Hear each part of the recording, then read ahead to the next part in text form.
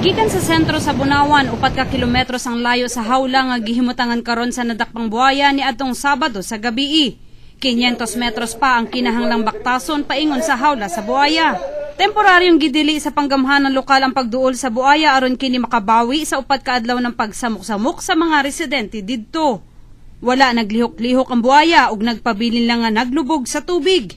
Murag na baguhan ug naminaw pa sa iyang bagong palibot. Si Manong Dominador ni dayo pa gikan sa Bayugan 3. Matud niini karon pa siya nakakita og ingon ato kadakong buaya.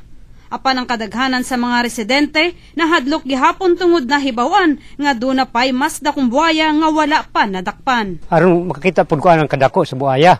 Sukad kun tawo karon pa ko kakita anong buaya. Kuan hadlok gyud. Kausa sa usa ka semana ginapakao ng buaya. Kamulo ang mga tao sa pagpanghinlo sa palibot sa hawla nga dunay taas nga 15 ka metros ug 10 metros usab ang kalapdon.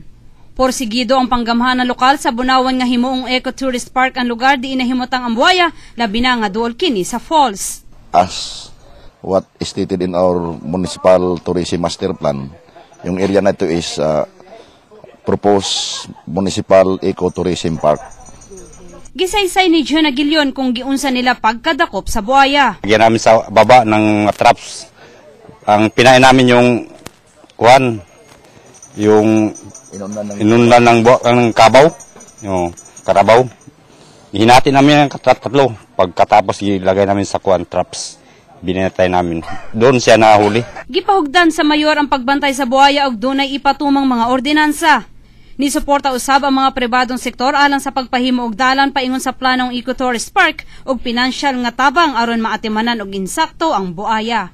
Medyas Patrol sa Caraga.